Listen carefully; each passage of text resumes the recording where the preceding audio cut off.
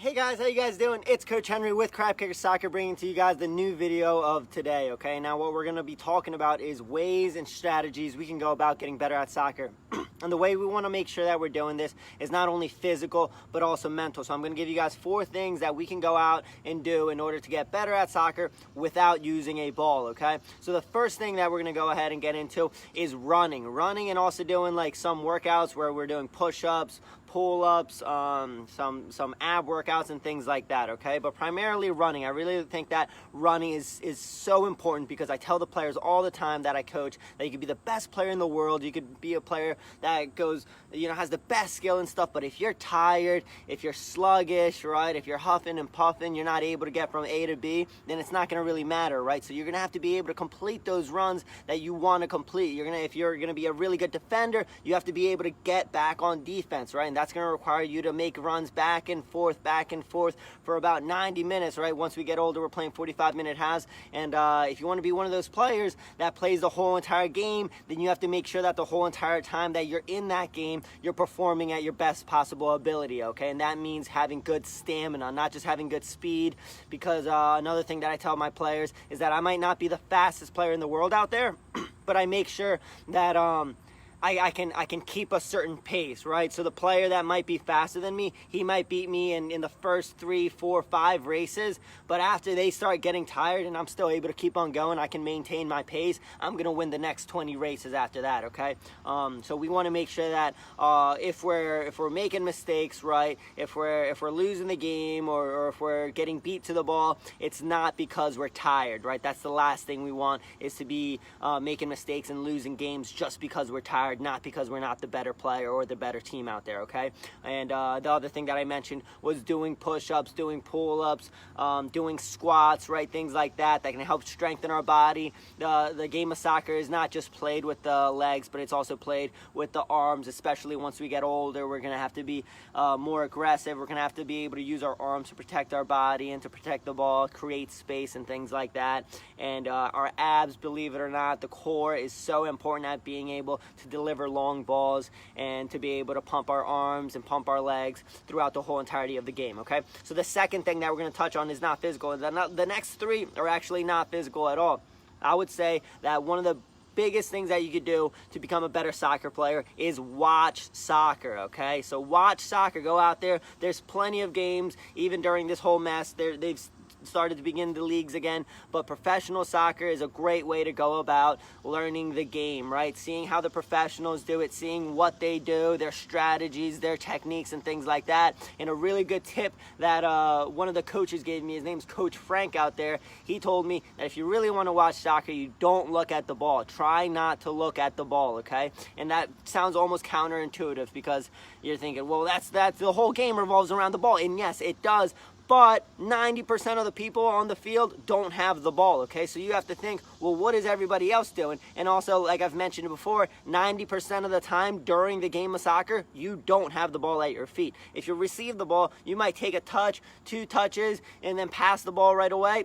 2-3 seconds at most, okay? If you decide to go on really long runs, you go down the line, you beat a player, you're probably going to hit a cross right afterwards. The amount of time that you have with the ball at your feet, they've done studies, and the stats show that even at the highest levels, it's about 3-4 minutes at the most that you're actually going to have the ball at your feet. Sometimes it's even 3 to 2 minutes, okay? And that's just an accumulation of 4 to 5 seconds that you have the ball, you take a touch, you get rid of it, you take a shot. Small little moments where we have the ball. And the most important thing is, what do we do when we don't have the ball, right? Movement, right? If we're a defender, how are we making sure that we're in the right spot at the right time? That's one of the biggest things in soccer, okay? Players make their money just off of being in the right spot at the right time, okay? There are a bunch of strikers out there. They're not the fastest, they're not the biggest, they're not the tallest, but for some reason, balls end up being sent in.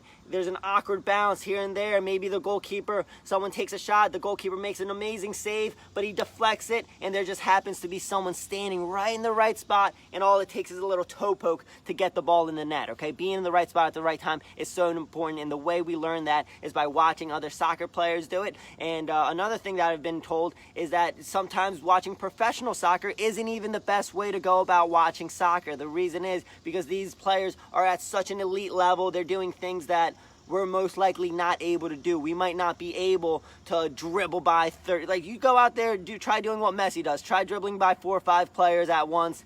Most players are going to find that they struggle with that, okay? And that's okay, right? These players that are at an elite level, they're able to push up, and they have an amazing amount of speed, and they're able to get back and do things like this where your average player might not be able to do that, right? Some of these players are hitting 50-yard passes and delivering them right to a player's feet. And yes, we want to strive for excellence. We want to strive to get to a point where if we want to be professionals, yeah, we got to get to that point. But one of the things that we would like to do is just see the mistakes that maybe college players make, maybe high school players make, and sometimes even club level players make, okay? So we want to watch how these players that are at a more realistic level for us, we can see how they perform. How do they react when they make a bad pass? How do they react when their teammate makes a mistake, right? Are they able to adapt? Are they able to overcome that? How do they deal with the mental stress of a big stadium or something, or about losing the game, right? If your team's down 1-0, right? Do they put their heads down? How do they react?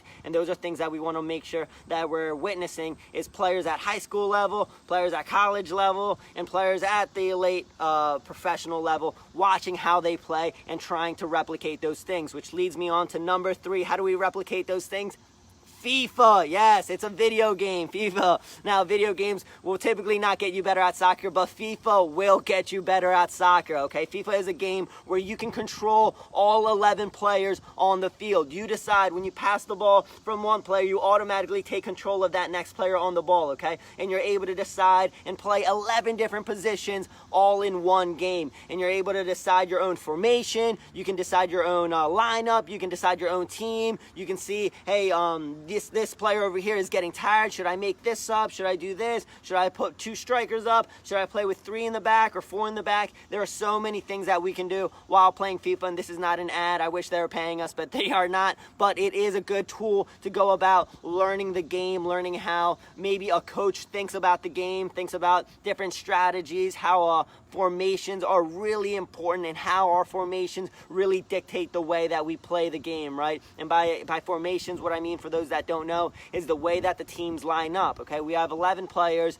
one's going to be in goal, which means that we have 10 players out there on the field, and we get to decide how they line up. We can put 4 defenders, we can do 3 midfielders and 3 attackers, we could do 3 defenders, we could do 2 center defensive mids, a center attacking mid, wingers. We could do 2 strikers. There's so many variations to formations, and it's not one formation's best or one formation is worse. It's all about your team and how your team is able to play in those formations and play those positions that you want them to, okay? So you never know if you have like really good outside backs, right? Really good. Those are defenders that sit on the outsides. If you have players like Marcelo, Dani Alves, those are professional soccer players that they are just as good at defending as they are at scoring goals and being attacking-minded players. That's something that you might want to think about. You might decide, hey, let's play a wing-back type position, okay? And then if we're reading about these books, right? There's plenty of books out there that will help us learn how to go about playing the game of soccer, and there's tons of information out there, YouTube videos that we can look at learning more tactics, learning more strategy, learning about being a better tactician on the field, thinking about what the other team is doing, and how we can go ahead and use that against them, right? Something that I didn't really do when I was a lot younger was pay attention to how the other team lined up, right? And that's something that a lot of these players will do, is that they'll not only know their own formation, but they'll know the other team's formation. And with each formation, as with everything, there's pros and cons to everything, right? Any formation, you're going to have something that helps benefit you in some way, but it's also going to have some sort of weakness, right? There's strengths and weaknesses to everything, and your job is to try to find those weaknesses and exploit them, right? And you can do that even if you're a sub, right? Even if you're not starting the game. What I would recommend is watching the other team, seeing how they play, especially considering that we're going to jump in there in the game in about a few minutes, right? If we're only on the bench for about 5 minutes, we want to make sure that we're utilizing that time to watch the other team, find out who their strongest players are, where they're maybe they have a really weak player, maybe they have a player that every time they take a touch, it's a bad touch, right? You might want to take that into consideration. Next time he has the ball, that might be an opportunity for your team to win the ball. Maybe you see that one of the players on the other team only uses their right foot or only uses their left foot. All right, if you saw that, if you know that one of the players on the other team only uses their left, I would recommend forcing them to their right. Okay, making sure that they're not able to shoot. You're blocking every pass and every shot that they could have with their left, and then you're forcing them to use their weak foot. And if it is weak foot, then they're bound to make mistakes. They're bound to have bad passes or bad touches, which is another way we can go about exploiting those weaknesses, winning the ball back, and trying to go back out and score goals against them. Okay, and that's if you're at a really elite level, maybe you watch the teams that you're going to play. I don't always do that. I don't think I've ever done that. At a college level, yes, when I was playing in college, I would go out, watch the other college teams, see how they're playing, especially if they had their games on the internet. And at tournaments, for sure, if you're in a tournament where you're in an all-day tournament and you have a game at 1, your next game isn't until 4, but the team that you're playing at 4 is playing at 2 o'clock, then yeah, maybe you want to go out there, you want to watch them play just to get an idea of how they play, their strategies, their strengths, their weaknesses, and things like that. Okay, the next thing that we're going to talk about, and another thing that I keep on mentioning, a lot of these are mental, a lot of these aren't so much physical. And one thing that we want to really make sure we do is meditation and visualization. Okay, typically visualization is one thing that I really want to harp on, is making sure that you go through in your head scenarios that might arise in the soccer game, right? We want to make sure that we're prepared at all times, and you can consider it daydreaming, right? But that's something that I used to do a lot of, especially when I'm running. When I go running, I don't use music, primarily because there's a couple reasons. I just don't like holding the phone, but I also don't like the fact that in a soccer game, there's also no music, right? So I can get pumped up running and it feels great because I got my jams and I'm getting distracted. But if I'm out there in the soccer game, I don't have those tunes. I don't have those songs to keep me going. I have to use whatever's in my head to keep me going. So that's why I try not to run with music, just to get used to the idea of running without music and using my head to motivate me. But what I will do when I'm running is daydream and think about, hey, what do I do if I have the ball? Let's say I'm playing right winger and there's a defender right in front of me. I have options here. You can go through so many scenarios in your head in the soccer game and just think of options. Just maybe you have the ball. I'll do this right before I go to bed sometimes too, but you have the ball, maybe you fake to the left, you go down right, you dribble down, there's someone behind you, you cut it back, you drop it back, they hit it in. And the way that we can go about helping us visualize and understand the different options that we have on the field is by watching those games. Okay, and one thing that I would say, when you watch those games, right, let's say you are watching the ball, try to predict what the teams are going to do. Try to pretend when you see that the midfielder has the ball, right? Try to think, oh, he's probably going to pass it to this guy, or oh, he'll probably dribble. Or you see the striker gets the ball and you say, oh, he'll probably shoot right now. Okay, try to predict and see if that player is actually going to do what you thought he was going to do. And if he does, then hey, that's pretty good. That means that you're predicting, you're thinking in the same way that a soccer player would, a professional soccer player would, which is part of the game, is being able to make good decision, understanding your options, weighing out those options, and finding out what's best. And sometimes there's no one or the other that's best, and it's a lot of it has to come down to execution, right? You might make the better decision, but if it's a bad pass, then it might not just work out for you. So you got to make sure that you're able to make the right decision, but also execute on that decision. So watching soccer, predicting what they do. Sometimes if you're watching it, if you're able to, maybe you pause the video and again you try to predict what he's going to do, you replay it, and then you see if he ends up doing what you thought they were going to do. Doing those things in FIFA, right? Trying to play around with formations, play around with different teams, the subs, understanding that, hey, if this player is tired, maybe I move this guy around and do a couple things like that. That's going to help you when you're out on the game and you're in the field and you're thinking, hey, maybe their team is running a certain formation. If they have 3 in the back, then you know that they're probably going to be closer in. If not, then they're going to be spread out. There's going to be space left in between them. And what I wish I brought my board out here. I was supposed to bring my board out, but I've seen even players use chess pieces, little checkers, right? They'll put them down on the ground and they'll pretend that each player is each little chess piece is a player, and they have a little soccer ball and they'll move it around and they try to think of, hey, if our team has the ball on this side, what is the opposing team most likely to do, and how can we go ahead and try to get out of these situations, right? A lot of soccer is just small little situations, overcoming these little battles, trying to come up with solutions to the problems and the scenarios that we find ourselves in the soccer game. And again, meditation is key, because what we don't want to be doing in the soccer game is thinking about homework, or thinking about our girlfriend, or thinking about whatever it might be that you might be thinking about. You don't want to be thinking about that in a soccer game, okay? Soccer, that's one of the most beautiful things about soccer, is that it gives you a break. It gives you a chance to just focus on one little thing, the ball, the other team, and your team, and how you can go about accomplishing the mission, which is score goals and making sure that they don't score goals, okay? So we want to make sure that when we're in the soccer field, that we're tuned in, that we're focused, and the way we can go about doing that is by focusing on our breath, being present to the moment, and those are all things that we learn through meditation, right? Making sure that we're able to calm our mind, stay relaxed, and even when we make mistakes, right? A lot of teams, or a lot of players sometimes, will get frustrated when they make mistakes, right? When they're losing 1-0, they all put their heads down. And what you have to try to do is stay neutral, right? And it goes the other way too, right? Some teams will be doing great. They'll be winning 1-2-0, and then they start getting relaxed. They start calming down. They start getting goofy and sloppy. And then the other team ends up scoring 1 goal, and then now they're all hyped up, and then your team's a little down, and then they end up scoring another, and that's how comebacks happen, because you don't continue playing the way that you were playing when you were originally winning the game. Okay, you got to try to stay neutral. One thing that I've heard is that you got to try to have a short memory when you're out there on the soccer field. You got to understand that the mistakes will happen. You have to learn, and you got to try to think about, you give yourself about 10 seconds. I've even heard coaches say, hey, if you're going to be mad, that's all right, be mad, but be mad for 5 seconds and then let it go, okay? Think about what you could have done, what you should have done, and what you're going to do next time you're in that situation, and then move on, because the game's moving so quick, you don't have time to be thinking about those things. And a lot of teams will use that to their advantage. They'll see that you're getting frustrated, they'll see that you're getting mad, and they'll egg you on, right? They might even say something to you. They might even give you a couple more pushes here and there just to get you off your game, and you have to try to stay neutral. You got to try and let that slide off, play your own game, stay mentally tough, stay disciplined, and do the things that you know that you're supposed to be doing.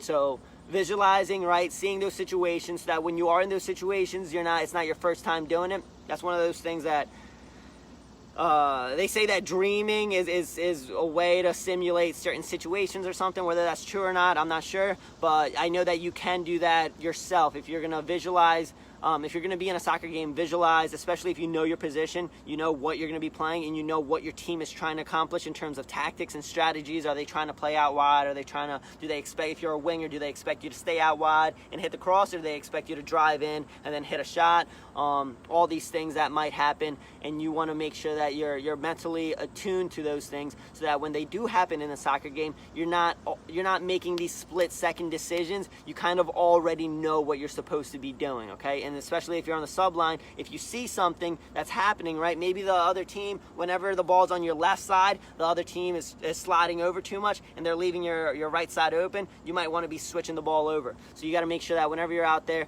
you're understanding how the other team's playing, how your team is playing, and how you can go about using those things to your advantage, okay? So those are the 4 things that we talked about. Running, because like I said, if you're tired, all those thoughts, and you could be the best thinker in the world, if you're really tired, it's hard to think. It's hard to make smart decisions. It's hard to do what you know you're supposed to be doing if you're huffing and puffing and you can't get up and down the field, okay? So you got to make sure that, number 1, you are fit, you have the stamina, and you have the ability to play the whole entire game. And if you get subbed out, you get subbed out, but you never want to be subbed out just because you're tired. You want to get subbed out, or you don't want to get subbed out at all, but if you're getting subbed out, try to not let it be because you're tired, because that's something that is in your control, and it's something that doesn't have to happen if you're doing the workouts that are required of you in order to be able to play the whole entire game without a substitute and without getting tired too. Because you don't want to be on the field tired too. That doesn't really help you out either. So you got to make sure that you're doing all those things. The other thing, playing or watching soccer, right? Understanding how the other teams at the elite level are performing, and playing those FIFA games so that we can understand how we can manipulate our team, right? Put them in different formations, put them in different positions, and see how that benefits us, how that has that cause and effect to the game. And the last thing was visualizing and meditating and understanding that our mental psyche and our mental mindset is very important to the game and how we react and how we're able to perform when we're out there, okay? So that's what we got there, guys. Remember that we got camps coming up. August 24th to the 28th is our last summer camp. Registrations are open, crabkickers.com. You guys can go out there. Fall registrations are all also open. Those start August 22nd. We're going Saturday, all the way through Sunday. We're going all 7 days of the week, different times. Saturday and Sunday, those are in the morning, and Fridays or Mondays through Fridays, those are all in the evenings. We got 3 to 4s, we got 2-year-old mommy and me classes, 5 and 6-year-olds, and 7 and 9-year-olds. All right, so I hope you guys enjoyed the video. Take care. Let me know if any of this helped. Adios. I'm Coach Henry. Have a good one.